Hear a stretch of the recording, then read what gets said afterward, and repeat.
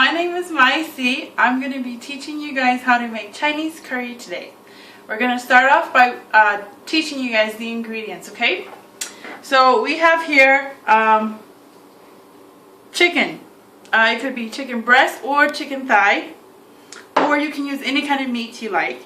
I have here potatoes. It's just white potato, and you need one potato for this. And then I have green bell pepper on here. You can also use red bell pepper if you like. And then it's one green bell pepper. And then here I have one carrot, just chopped up. And then one white onion. And then I also have 2.5 cups of water. And then this is the main ingredient. You need the curry paste. You can get this at any grocery store. They have it in a variety of mild or hot. I like hot, so I got the hot one today. And then you just need oil. It could be any kind of oil that you like. So we're going to start off by frying the chicken. Okay, and then you just turn up your heat to high. And you just need 1 tablespoon of oil. And then you just wait until the oil is hot. And then we'll put the chicken in.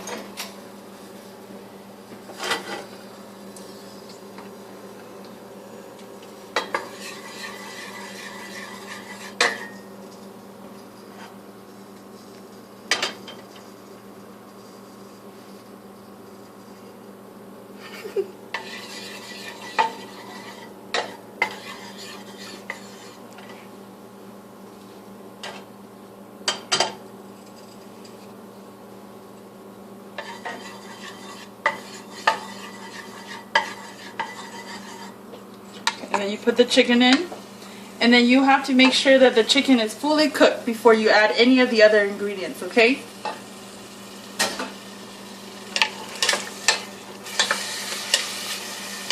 And then also you would want to use more of a deeper pot because it's more of a soup base, so you don't want to use like a frying pan because it won't hold all the liquid. Yep, and then you just cook away. Make sure the chicken is cooked. And you can slice the chicken how thin or how big you want. I just like it in chunks, so I just slice it in cubes.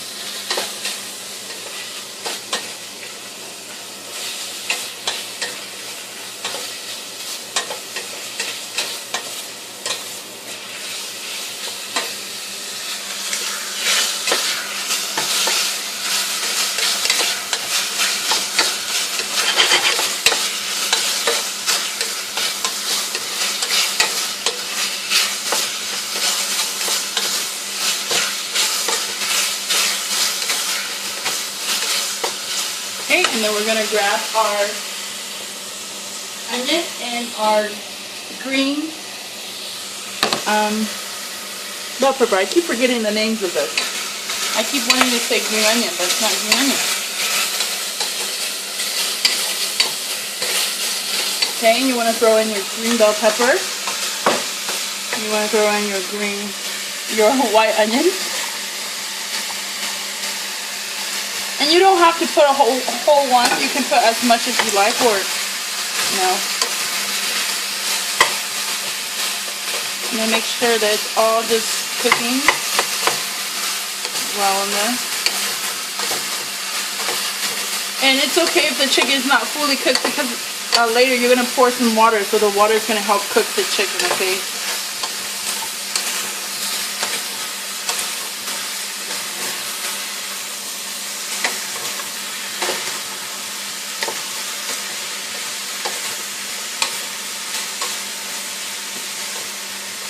I'm just going to add a little bit more oil in there, just a tiny bit.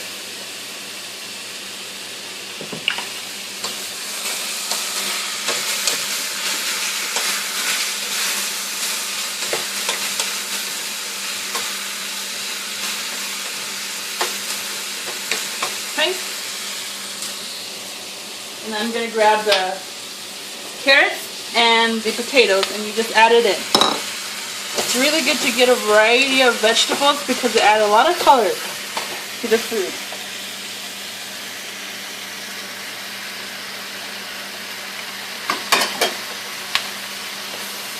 Yep, and you just fry it like this.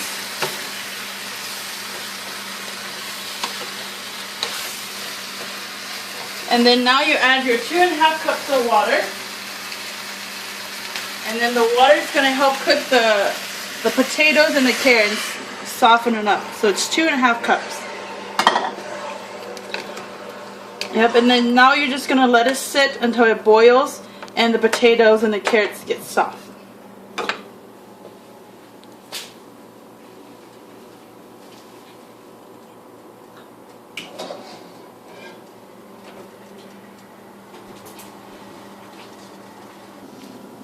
Okay, so now we're going to look at, it's been boiling now for like 3 to 4 minutes. I'm just going to check on the potato. As the potato gets soft, and then you can add the curry paste.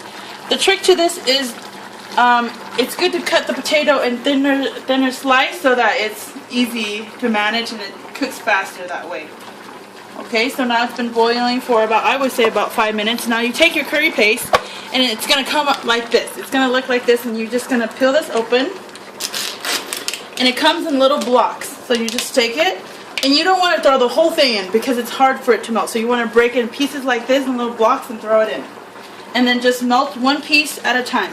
And make sure that it's fully melted into the hot pan, okay? I'm just going to turn the heat a little bit lower to medium-high. Yep, and then you just want to make sure that it's all melted, okay?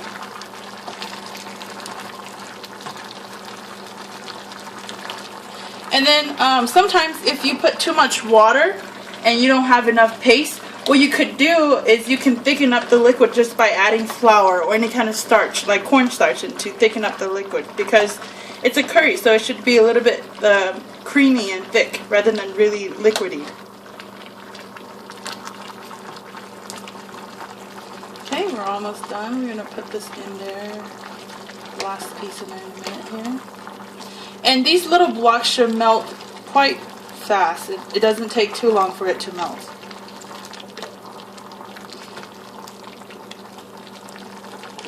Okay, it goes in the last piece. Make sure I just usually push them to the bottom so it melts faster that way. And then I stir it. You see how the liquid is now starting to get thicker? It smells really good. Yep, and you just let it in the bowl. Just let it go for a couple more minutes until all the flavor gets absorbed. And then you want to add a little bit of pepper in there. You could add salt, but I usually don't because it's already salty enough.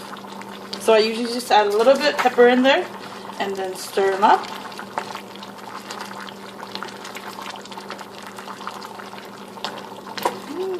It's looking really good. And this is really good. If you can't finish it and you leave it overnight, what you will see is it's gonna clump up together.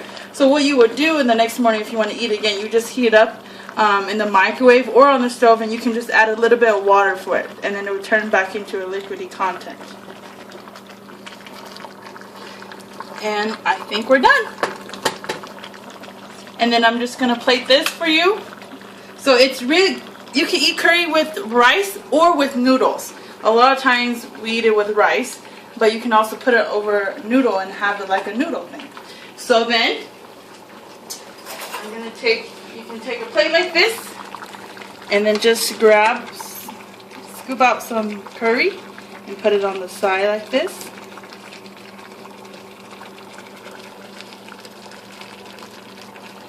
Make sure to get some colors. And we're done.